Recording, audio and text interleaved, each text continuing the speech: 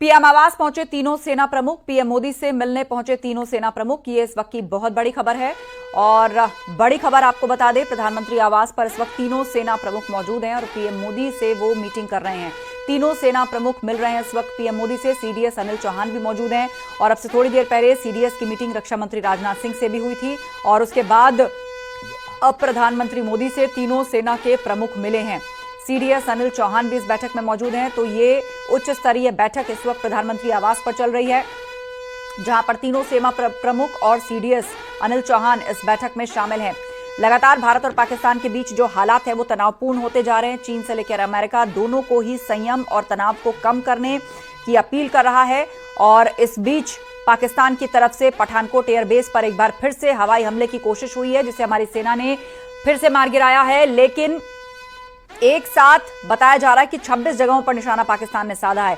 वो नागरिक इंस्टीट्यूशंस को निशाने बना रहा है, स्कूल हो, धार्मिक स्थल हो या फिर लोगों के घर, मकान, दुकान, सभी जगहों पर पाकिस्तान की तरफ से हमले की कोशिश हो रही है और इस बीच भारत उसका मुंह तोड़ जवाब दे रहा है। और पीएम आवास पर इस वक्त की उच्च स्तरीय बैठक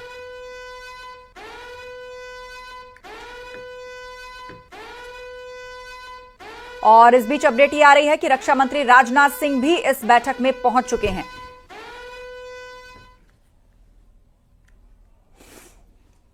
भारत ने पाकिस्तान में 5 एयरबेस तबाह कर दिए। नूर खान, रहमियार खान एयरबेस को तबाह किया। रफीकी, मुरीद, सियालकोट एयरबेस को तबाह किया। 2 रडार बेस को भी इंडियन एयरफोर्स ने तबाह कर दिया है।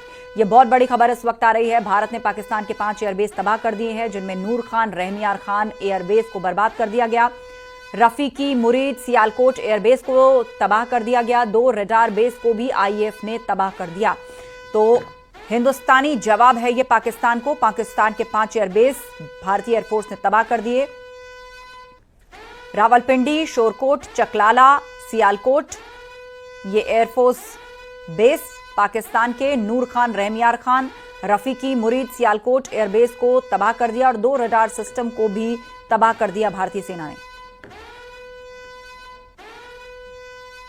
और सीधे अपडेट के लिए अब आपको लिए चलते हैं, हमारे सहयोगी अनूप गुप्ता हमारे साथ जुड़ रहे हैं। अनूप, आपसे जानना चाहेंगे, पीएम आवास पर इस वक्त हाई लेवल मीटिंग चल रही है जिसमें रक्षा मंत्री से लेकर सीडीएस और तीनों ही सेनाओं के अध्यक्ष शामिल हैं। बिल्कुल, देखिए आपको बता दूं कि हाई लेवल बैठक प्रधानमंत्री आवास पे शुरू हो गई है। सबसे पहले तीनों सेना अध्यक्ष प्रधानमंत्री आवास पहुंचे, उसके बाद सीडीएस पहुंचे और थोड़ी ही देर पहले रक्षा मंत्री राजनाथ सिंह भी वहां पहुंच चुके हैं। यानी कुल मिलाकर जिस तरीके से पिछले 24 घंटे में पाकिस्तान लगातार उकसाने वाले कदम उठा रहा है और उसकी जवाबी कार्रवाई में भारत एक तरह से कह सकते हैं कि जवाब दे रहा है, उन सभी मुद्दों पर प्रधानमंत्री नरेंद्र मोदी को अवगत कराया जाएगा। यह कह सकते हैं कि तीनों सेना अध्यक्षों के तरफ से ब्रीफ किया जाएगा प्रधानमंत्री नरेंद्र मोदी को। साथ ही ये बताया जाएगा कि किस तरीके से पाकिस्तान अपने नापाक इरादों के तहत लगातार कार्रवाई कर रहा है। वहीं ये भी बताया जाएगा कि भारतीय सेना किस तरीके से मुंहतोड़ जवाब दे रही है। तो तमाम चीज़ें जो है वो जो पिछले 24 घंटे में बीती है उसको प्रधानमंत्री को बताया जाएगा। और दूसरी बात बता दूं कि आज सुबह ही 10 बजे तीनों सेना अध्यक्ष पहुंचे थे साउथ ब्लॉक और वहां पर भी बैठक हो रही थी। यानी पूरी स्थिति पे नज़र बनाए हुए हैं भारतीय सरकार, क्योंकि लगातार पाकिस्तान के तरफ से लगातार उकसाने वाले कदम उठाए जा रहे हैं। और जिस बात का जिक्र कर रहे थे, भारतीय सेना ने भी मुंहतोड़ जवाब दिया है। जिस तरीके से उनके एयरबेस को उड़ाया गया है, डिफेंस एस्टेब्लिशमेंट को सीधे निशाना साधा गया है। तो कुल मिला के कह सकते हैं कि किसी भी तरीके से पाकिस्तान को बख्शने के मूड में नहीं है भारत, और भारत अपने जवाबी कार्रवाई में मुंहतोड़ जवाब देने को तैयार है। जी बिल्कुल, तो भारत मुंहतोड़ जवाब देने को तैयार है, वो बिल्कुल स्पष्ट कर दिया गया है भारत की तरफ से। और इस बीच मेहमान हमें ज्वाइन कर रहे विंग कमांडर सतीश शर्मा जी, रक्षा विशेषज्ञ, दिल्ली से हमारे साथ हैं।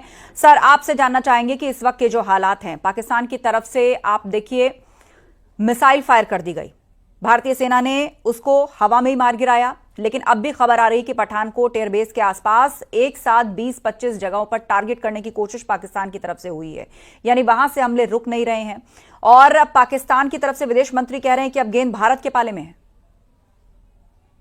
ये बात ठीक है।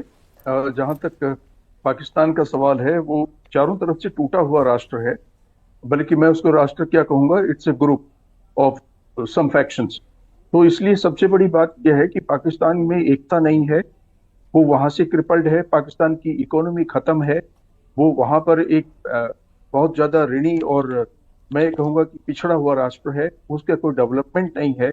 लेकिन केवल उसने अपनी जिंदगी में अगर कुछ बोया है तो आतंकवाद बोया है, काटा है तो भी आतंकवाद काटा है, और अगर ये अंतिम सांस भी लेगा तो आतंकवाद के लिए ही लेगा। हमारा अटैक आतंकवाद पर था, अगर ये उसके पक्षधर होकर उनके रहनुमा बन के अगर हमारे ऊपर अटैक कर रहे हैं तो आप ये समझ सकते हैं कि पाकिस्तान आतंकिस्तान है, और इसको इसके अंजाम तक पहुंचाना के लिए भारत सक्षम है। हम सिर्फ इंतजार कर रहे हैं। हमने 10% भी अपनी युद्ध नीति और हमारे युद्ध पोतों को, हमारे आर्सनल्स को, हमारे एयरक्राफ्ट्स को, हमारी मिसाइलों को यूज नहीं किया।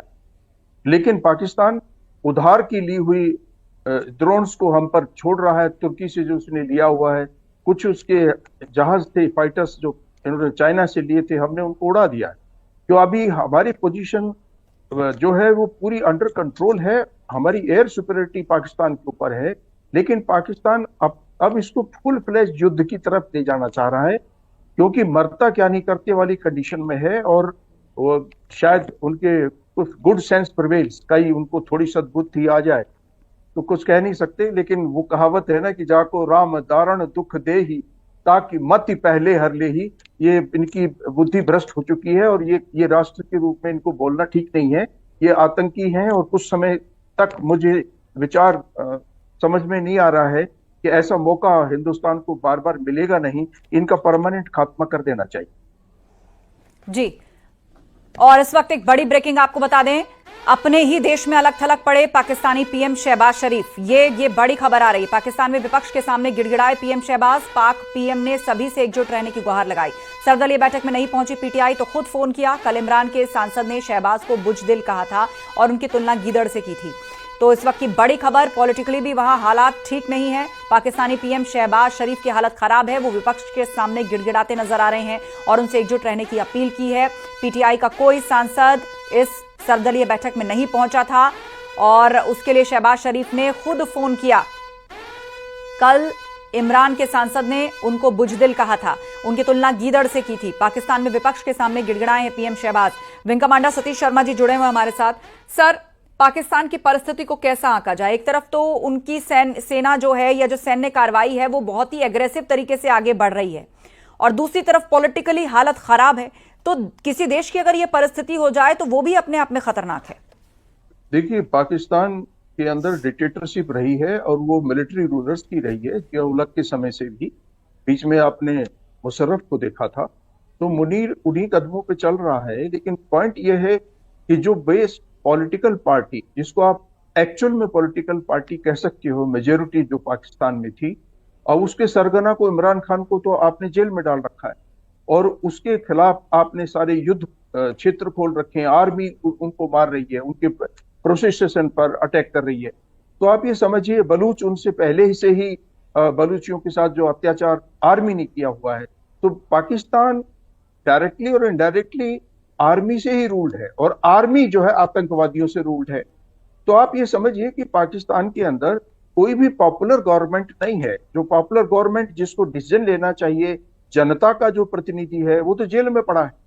और दूसरी तरफ ये जो मुनीर है, ये अगेंस्ट में था इमरान खान के, इसीलिए इसको पर शहनवाज ने हाथ रख दिया है, शहबाज खान ने। तो आप ये समझिए कि वहां पर इनके पास कोई मेजोरिटी नहीं, और मुनीर जो है ये भी अच्छी तरह जानता है कि ये कोई पॉपुलर वहां का जनरल नहीं है। तो आज की कंडीशन में